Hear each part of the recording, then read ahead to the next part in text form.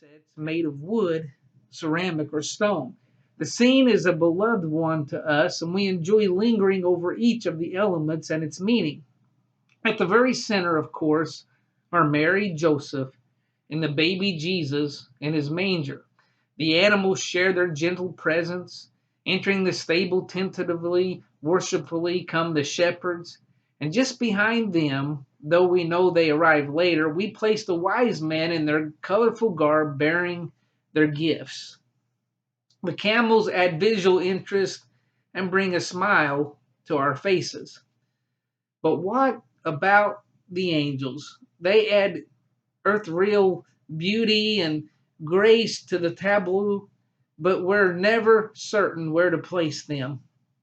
After all, they should be in the sky, above our nativity set, shouldn't they? We tend to place the angels on the periphery of the scene, almost at a distance. In truth, however, the angels cannot be an afterthought.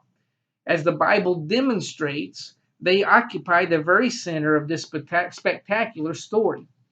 What is their role in the great event, and what is the nature of these mysterious heavenly agents? You may visualize angels in white robes with wide feathery wings. Perhaps you even picture shiny gold halos. The image comes not from the Bible, but from painters of the Middle Ages and Renaissance. These artists were disappointed to discover that the Bible is largely silent about the physical appearance of angels. How to describe the undescribable? The artists had to substitute their own creativity. We can know this about the appearance of angels. If we saw one, we would most likely be terrified. As we find in the New Testament, the first words from an angel's mouth are usually, "Don't be afraid." People weren't used to seeing them, but as the birth of Christ approached, angelic activity picked up considerably in the land of Judea.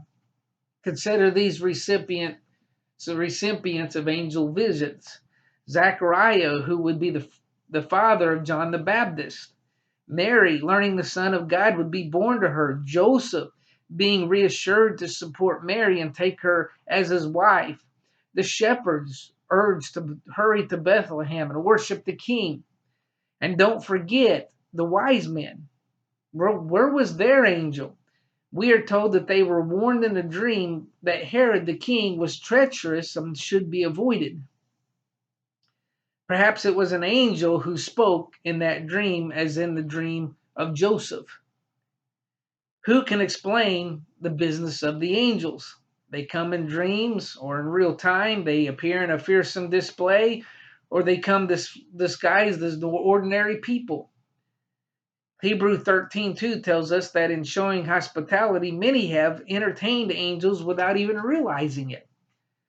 What matters is that angels are busy carrying out the urgent work of God. Most often, they bring messages of critical importance to God's people, but they perform other tasks as well. Ministering to Jesus in the wilderness or in the Garden of Gethsemane, rolling away the stone of his tomb, even assisting Peter in a prison escape. The angel who spoke to Zechariah was comforting, as usual, but also an agent of discipline. When Zechariah doubted, the angel struck him speechless until his son was born. That son, John the Baptist, would play such an important role in the life of Jesus that his birth, too, needed to be heralded by a miracle and an angel. It was the same messenger, Gabriel, who visited Mary, one of those special angels we know by name. For his part, Joseph encountered his visitor in a dream, but the message was just as important. Mary needed the support that her husband could bring. In each case, the angels gave careful instruction, which Mary and Joseph followed. Why angels?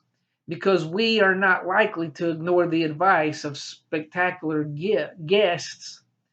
Then there were the shepherds. How touching the society's least appreciated workers would have their own angelic experience. What does this tell us about God? He sent angels for very practical reasons to Mary and Joseph. But the shepherds, we can only conclude that God is loving and full of surprises. He wanted humble peasants to attend the birth, even though they would play no other part in the life of Jesus. It is worth noting that the shepherds enjoyed the most elaborate of the angelic visits. First, there was the usual single angel, the message bearer.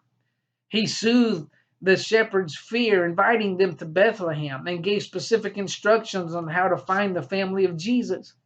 But then suddenly the angel was joined by a vast host of others, the armies of heaven, praising God and saying, "Glory to God in highest heaven and peace on earth to those with whom God is pleased."